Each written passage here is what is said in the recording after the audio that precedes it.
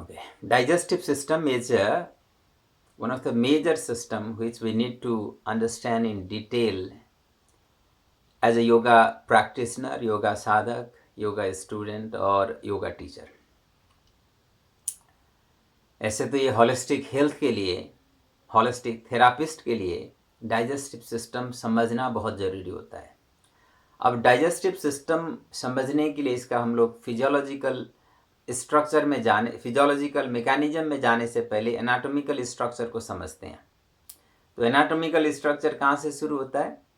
Mouth से शुरू होगा, जहाँ टीथ एक तरह से फूड को चॉर्निंग करने का काम करते हैं, ब्रेक डाउन करने का काम करते हैं, और उसके बाद वहाँ जीभ के हेल्प से इनको मूवमेंट दे करके सलाइवा वहाँ जीभ से शुरू होता है और सैलिवरी जो ग्लैंड्स है उनसे जो सलाइवा बनता है और उससे मिक्स होकर के खाना को ब्रेक डाउन करने का काम वहीं से शुरू हो जाता है।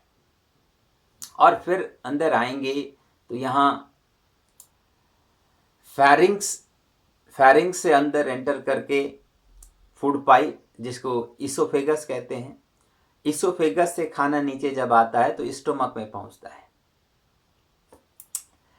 अब यह स्टोमक एक तरह से टेम्पररी स्टोर हाउस की तरह होता है, लेकिन यहाँ खाना पहुँचते ही डाइजेशन के रिलेटेड कई सारे एक्टिविटीज चालू हो जाते हैं, जिसमें डाइजेस्टिव एंजाइम्स के रूप में हाइड्रोक्लोरिक एसिड सिक्रेशंस होते हैं। वहाँ प्रोटीन को डाइजेस्ट करने के लिए अलग एसिड या एंजाइम और फैट को डाइजेस्ट करने के लिए अलग एंजाइम और इसी तरह से कार्बोहाइड्रेट को डाइजेस्ट करने के लिए अलग एंजाइम्स यहाँ बनते हैं और प्रोड्यूस होते हैं, जो खाना को एक तरह से सॉफ्टनिंग करते हैं, गलाते हैं, उसके हार्डनेस को सॉफ्ट करते हैं। जब खाना थोड़ा गल जाता है तब खाना फिर स्टोमक से इंटेस्टाइन के ओर मूव होता है और वहीं रास्ते में लीवर से बाइल डक्ट होता हुआ, बाइल का मतलब पित्त, गॉल ब्लैडर से निकलने वाला एक पाइप है जिसको बाइल डक्ट कहते हैं, उससे बाइल आकर के मिक्स होता है रिक्वायरमेंट के आधार पर। फिर दूसरे साइड पेंक्रियाज का एक डक्ट होता है, पेंक्रियाटिक डक्ट बोलते हैं, उससे पेंक्रियाटिक जूसेस या पेंक्रियाटिक एंजाइम्स आकर के खाने में मिक्स हो जाता है और खाना फिर उन एंजाइम्स के हेल्प से खाना और आसानी से गल जाता है और एक तरह से ब्रेक डाउन पूरा होता है। फिर नीचे जब स्मॉल इंटेस्टाइन में खाना पहुंचता है तो स्मॉल इंटेस्टाइन के अंदर भी इनर वॉल में डाइजेस्टिव एंजाइम्स प्रोड्यूस करने का मैकेनिज्म है, जहां वेरियस टाइप के डाइजेस्टिव एंजाइम्स प्रोड्यूस होते हैं जो खाना को पूरी तरह से गला करके रस बनाने के लिए इनफ है। अब खाना पूरी तरह से गल जाता है और रस में कन्वर्ट होता है। जब ऐसा होता है तो खाने के अंदर जो भी एसेंशियल न्यूट्रिएंट्स पड़े होंगे, ये सारे न्यूट्रिएंट्स रस के फॉर्म में कन्वर्ट हो चुके हैं। अब छोटी आंत के अंदर ही ऐसे फिल्टर सा स्ट्रक्चर बना हुआ है जहाँ से ये रस फिल्टर हो करके जा करके खून में मिक्स हो जाते हैं, ब्लड में मिक्स हो जाते हैं। जब ब्लड में ये रस मिक्स होते हैं तो एक तरह से ब्लड ही हो गया है ना। ब्लड में जो चीज़ मिलता है वो ब्लड ही हो जाता है एक तरह से। हम इसको अगर बाहर से देखेंगे तो ब्लड है। अब जो बचे हुए मटेरियल होंगे वो सारे के सारे छोटी आंत से बड़ी आंत की ओर मूव करते हैं और जब बड़ी आंत में खाना चला जाता है तो उसमें जो वाटर प्रॉपर्टीज है ये सारा फिर फिल्टर हो करके ब्लड में मिक्स हो करके ये फिर किडनी की ओर मूव हो जाता है।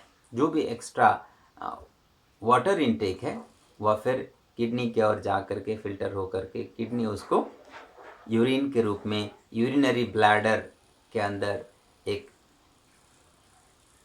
पाइप के थ्रू पहुंचा देता है, जिसको यूरेटर कहते हैं। यूरेटर के थ्रू पहुंचा देता है और जो फूड के अंदर आई हुई चीज़ें हैं उसमें अब पानी भी निकल गया, उसके जो न्यूट्रिशंस भी निकल गए, उसका जो भी लिक्विड मटेरियल था वो भी निकल गया। अब बचा हुआ जो सॉलिड वेस्टेज है, एक तरह से मल, यह फिर मलाशय या रेक्टस रीजन पर मूव होता है।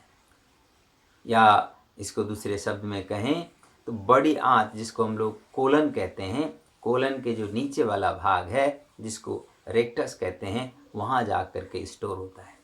जब इसमें क्वांटिटी थोड़ा ज़्यादा स्टोर होता है तो person feel urge to remove it, तो फिर मोशन के रूप में, स्टूल के रूप में यह बाहर निकलता है।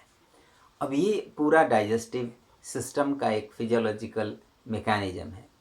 हालांकि अब हम खाना खाते समय क्या खाएं तो डाइजेस्टिव सिस्टम के ऊपर ज़्यादा प्रॉब्लम नहीं होता, क्या खाएं तो उससे डाइजेस्टिव सिस्टम अंडर प्रेशर आता है, उसके बारे में भी अगर बेसिक अंडरस्टैंडिंग होगा तो it will help us to plan our food habit. और अलग से इसको डिटेल में तो जब हम लोग डाइट के बारे में चर्चा करेंगे उस समय कवर करेंगे। अभी एनाटॉमिकल अंडरस्टैंडिंग में इतना ही समझ लीजिए कि खाना अगर एक टाइम में बहुत सारे वेराइटीज़ हम लोग लेते हैं तो उनको पचाने के लिए डिफरेंट टाइप के डाइजेस्टिव एंजाइम्स का रिक्वायरमेंट होता है। Digestive enzymes are acidic in nature.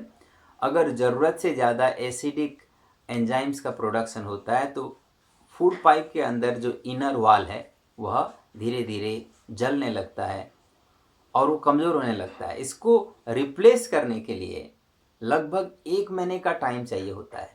अगर हम लोग एसिडिक नेचर के खाना ज़्यादा खाते हैं तो 1 महीने से पहले पहले वो जल जाता है, गल जाता है। तो ऐसे में रिप्लेस होने से पहले अगर वो गल गया तो हमें फिर घाव हो जाता है, जिसको हम लोग अल्सर कहते हैं। अब अल्सर न हो इसके लिए हमें डाइजेशन के लिए ज़्यादा एसिड का रिक्वायरमेंट न होने वाले खाना ज़्यादा खाना है। तो ऐसे खाना क्या है? Mainly fruits, salads, vegetables. These are the items which does not require much enzymes to get digested. अगर किसी को अल्सर थोड़ा ज़्यादा ही हो चुका होगा तो ऐसे में इन खाना को भी पचाने के लिए जो थोड़ा बहुत भी एंजाइम्स बनता है उसको भी टॉलरेट करना मुश्किल हो चुका होता है। तो ऐसे में फिर कई बार हम लोग वाटर फास्टिंग करा देते हैं, या जो फ्रूट्स जो बहुत ही सॉफ्ट होते हैं उसको भी उबाल करके स्टीम करके दिया जाता है, जिससे डाइजेस्टिव एंजाइम का रिक्वायरमेंट बिल्कुल भी ना पड़े। तो हमें इस बात को समझना है, डाइजेस्टिव सिस्टम को हेल्दी रखना है तो एसिड का ज़्यादा रिक्वायरमेंट जिसको पचाने के लिए होता होगा ऐसे चीज़ें कम से कम करना है, and it is going to help a lot.